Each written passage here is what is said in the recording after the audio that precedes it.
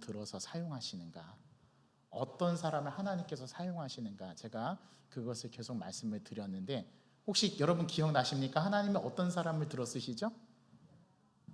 예, 첫 번째 속사람이 내면이 변화된 사람을 하나님께서 들어 쓰신다. 그래서 모세의 인생 120년을 40년으로 나누어서 이집트 왕자 시절, 그때는 자기가 모든 것을 할 수 있는 everything, 모든 것을 할 수 있는 사람으로 알았었는데 살인이라는 엄청난 일을 통해서 그가 이집트 왕자에서 하루아침에 도망자의 신세로 전락하죠. 그래서 또 40년을 살아냅니다. 그때 자신이 어떤 것을 알게 되었어요? Nothing, 아무것도 아니다라는 그런 존재됨을 깨닫게 됐어요. 그리고 40년 동안 광야에서 광야 학교에 입학해서 하나님으로부터 학점, 수강 신청을 내고 40년 동안 광야에서 공부를 하게 되죠. 어떤 공부했을까요? 광야에서 아무것도 풀 한 포기 물 한 모금 마실 수 없는 그 광야에서 자신의 존재됨, 자신에게 있어서 하나님이란 분이 필요하다는 사실, 거기서 이집트 왕자에서 교만했던 자기의 모습을 낮추고 가장 그 당시에 모든 사람이 천하게 여기는 목동의 일을 하면서 낮아지는 훈련, 그래서 자신의 인생 가운데 실패한 그 경험을 가지고 하나님 앞에 40년 동안 훈련하면서 40년의 인생 훈련의 과정이 다 끝났을 때 하나님이 다시 어떻게 하십니까? 모세를 부르시죠. 부르셔서 그에게 사명을 주시지 않습니까? 좀 사명을 주시려면 좋은 청년의 나이 때 주시지. 80살이 된 이 모세에게 하나님께서 모세에게 지팡이, 자기가 사용하던 지팡이를 들려주시면서 오늘 다시 하나님의 사역자로 부름받는, 그래서 나머지 40년, 80세에서 120년까지는 어떤 삶을 삽니까? everything에서 nothing으로, nothing에서 Not sure which thumbnail to use? Try Test and Compare, a feature that lets you choose up to 3 video thumbnails to test. 무지깽이 같은 자기를, 그런 마른 막대기 같은 자기를 하나님께서 들어 쓰시면 능력의 인생을 살게 된다라는 것이 모세의 일생이지 않습니까? 그래서 하나님은 내면이 변화된 사람을 쓰십니다. 반대로 얘기하면 우리가 변화되지 않으며 변화되기까지 하나님은 우리의 사용을 어떻게 하신다고요? 유보하신다. 이게 하나님의 영적 원리라고 말씀을 드렸죠. 자, 두 번째, 하나님은 어떤 사람을 들어서 사용하십니까? 하나님의 약속을 신뢰하는 사람. 하나님의 약속을 여기서 신뢰한다, trust라는 것은 믿는다라는 거죠. 하나님의 약속을 굳게 믿는 사람을, 그 약속을 믿고 그 약속을 붙들고 사는 사람을 하나님께서는 사용하신다. 또 하나님은 어떤 사람을 사용하신다고요? 하나님만을 의지하는 사람을 사용하신다. 자신의 능력, 자신의 경험, 자신의 지혜, 자신의 지식, 그런 것들을 의지해서 자신이 모든 것을 해결하려고 할 때 결국에는 뭐가 발생했어요? 문제가 발생했죠. 그래서 하나님만을 의지하는 사람을 하나님께서 사용하시고요. 네 번째, 하나님은 어떤 사람을 사용하신다고요? 하나님의 방법을 존중하는 사람. 자신의 방법이 아니라, 왜 하나님께서는 굳이 살인의 경험을 하게 하셨을까요? 다윗에게도 하나님은 왜 우리아의 아내 밧세바를 범하는 경험을 하게 하셨을까요? 자, 하나님의 진짜 그걸 하게 하셨는가? 자신의 잘못된 야망과 자신의 잘못된 관점으로 인해서 실수를 하게 되죠. 이거 하나님이 허용하세요. 그리고 그것을 통해서 하나님은 우리를 깨닫게 하시죠. 그래서 자신의 방법이 아닌 하나님의 방법으로 우리의 모든 일들을 이루어 가시도록 우리를 이끄신다. 그런 사람을 하나님께서 사용하신다. 또 다섯 번째, 하나님은 어떤 사람을 사용하십니까? 실패를 통해서 배우는 사람. 그게 이제 우리 1월 달부터 6월 달까지 오후 예배 때마다 제가 계속 모세를 저희 공부하면서 말씀을 드렸던 거예요. 이런 사람을 하나님께서 사용하십니다. 그러니까 하나님 앞에 훈련받지 않은 사람은 하나님께서 사용을 유보하세요. 그래서 진정 나는 하나님께 쓰임받고자 하는 사람은 하나님 앞에 훈련을 받아야 됩니다. 이게 첫 번째 주제였고요. 두 번째 주제는 하나님은 하나님의 사람을 어떻게 하나님께서 만들어 가시는가? 하나님께서는 우리가 훈련 안 되면 하나님께서 우리를 어떻게 하신다고요? 강제로 광야 대학에 입학시킵니다. 그래서 하나님은 우리를 어떻게 해나가신다고요? 빚어 가시고 우리를 훈련시켜서 만들어 가십니다. 자, 제가 준비가 안 되면 하나님은 어떻게 하십니까? 강제로라도 만들어서 사용하시는 분이 하나님이십니다. 그게 모세의 인생이었죠.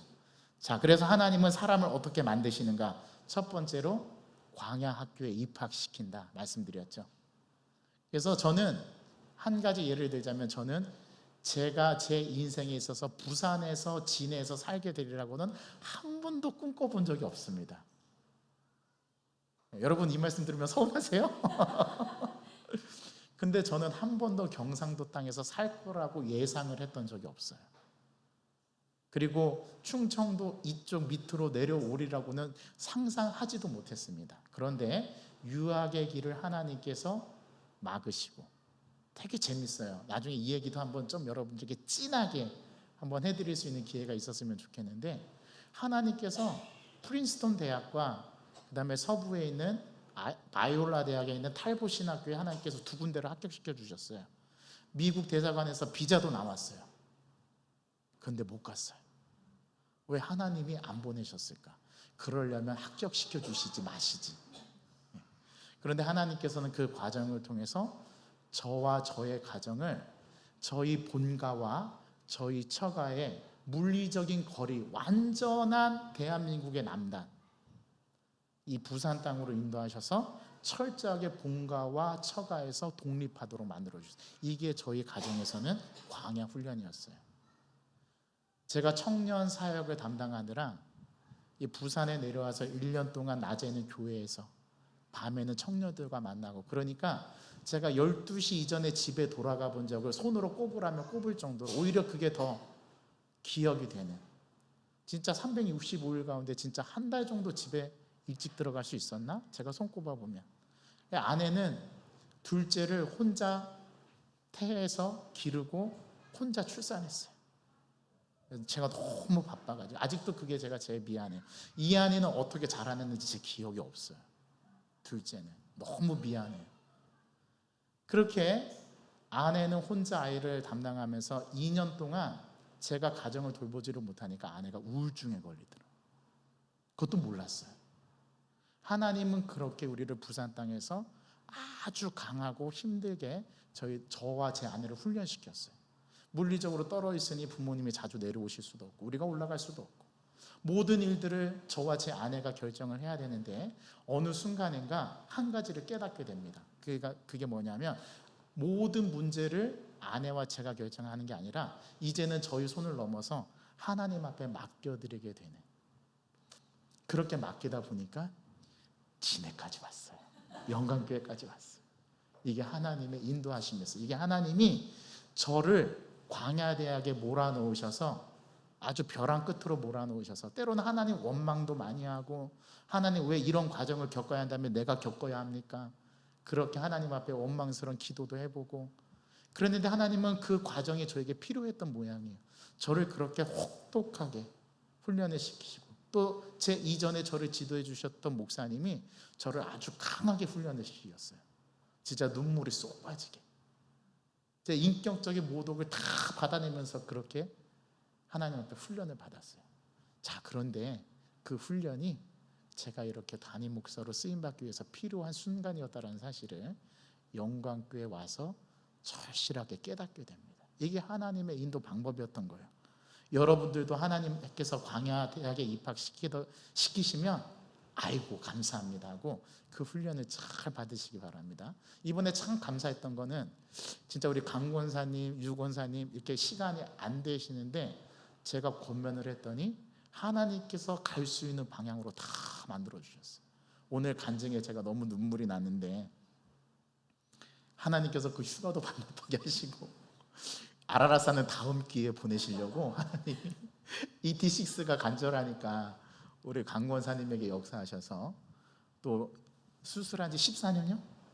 네, 14년 만에 다시 장이 꼬이게 되고, 결국은 그 3일 동안이라는 입원의 과정을 겪으면서 하나님이 휴가의 방향을 가족 휴가로 돌리시고, 또 참석할 수 없는 D6 컨퍼런스 훈련도 받게 하시고, 또 막바지에 이제 장로님들이 가실 수 없게 돼서 제가 유권사님께 부탁을 드렸는데 또 유권사님께서 순종하는 마음으로 같이 가는데, 이 모든 과정이 이렇게 엮여지는 걸 보면 이게 하나님이 일하시는 방식, 저는 상상조차 할 수 없어요. 저는 장로님 중에 한 분은 당연히 가실 줄 알았어요.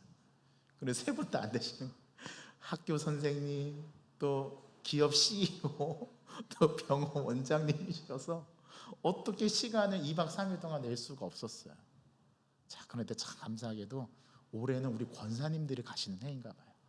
내년엔 또 하나님께서 누구를 붙여주실지 모르겠지만 여러분, 제가 컨택하면 아멘으로 화답해 주시길 바랍니다. 이렇게 하나님은 우리를 광야 대학에 입학시키셔서 우리를 훈련시켜서 하나님의 도구로 사용합니다. 또 하나님께서는 우리를 어떻게 만들어 가시는가 하면은요, 우리를 회복시켜요. 회복시켜 주셔서 하나님의 도구로 쓰임받게 합니다. 살인이라는 엄청난 경험이 모세에게는 트라우마였어요. 사람을 죽였다라는 사실이 자기가 40년 동안 광야에서 훈련받으면서 그에게는 자신의 영혼을 회복하는 시간이 필요했어요.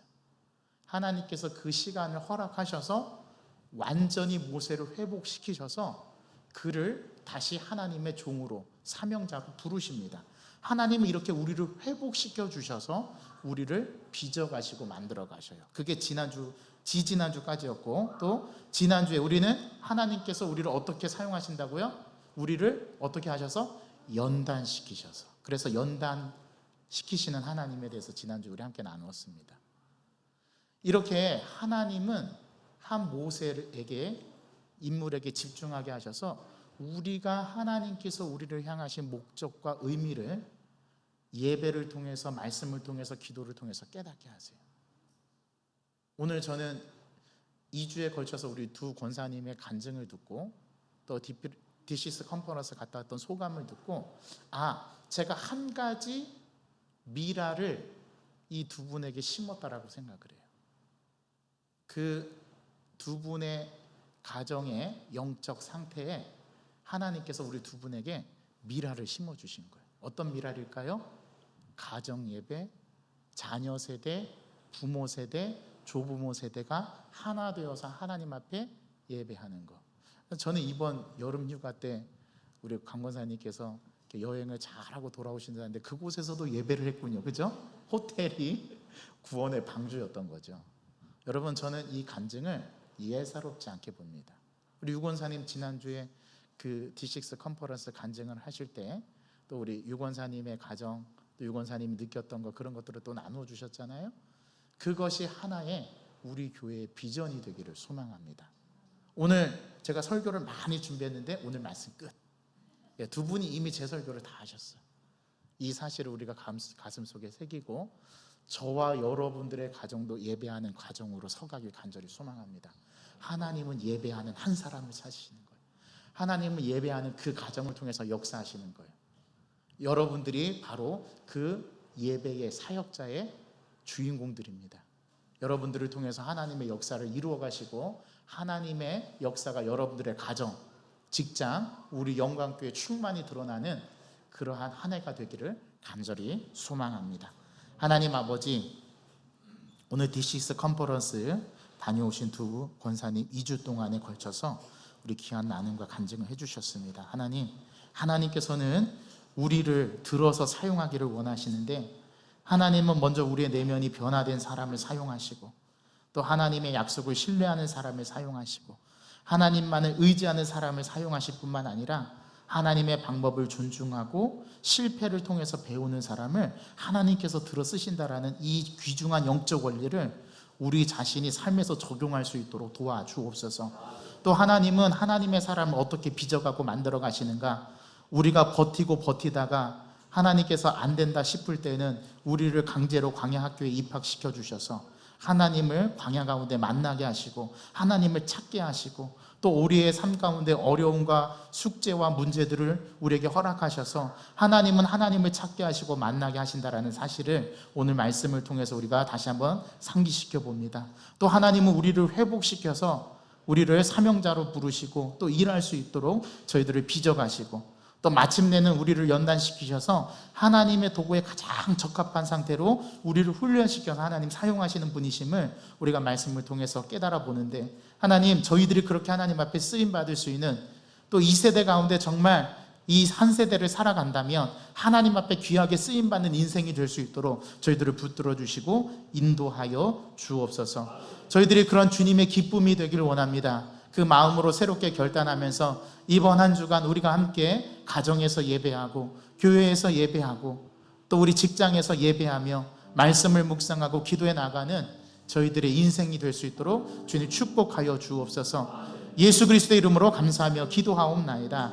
아멘. 우리 다 같이 나 주님의 기쁨 되기 원하네 이 찬양 드리면서 오늘 나누어 주셨던 간증을 우리 마음에 새기고 또 우리 머릿속에 기억하면서 한 주를 살아갈 때, 그렇습니다 하나님, 우리가 예배를 통해서 가정을 통해서 교회를 통해서 하나님 만나는 접촉점을 계속해서 만들어갈 수 있게 해달라고. 우리의 건강의 문제도, 우리의 물질의 문제도, 우리의 관계의 문제도, 또 우리의 질병의 문제도 하나님 앞에 내어드리면서 하나님 이것을 통해서 나를 빚어주시고 이것을 통해서 주님의 기적을 보여주시옵소서.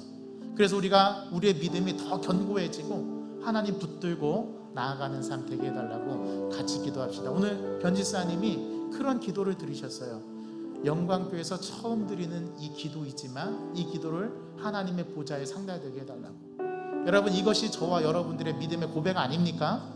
우리의 기도가 그렇게 하나님 앞에 하나님의 은혜의 보좌 앞에 상달되어서 그 기도를 들으시고 응답해 주시는 것을 저와 여러분들이 두 눈으로 목도한다면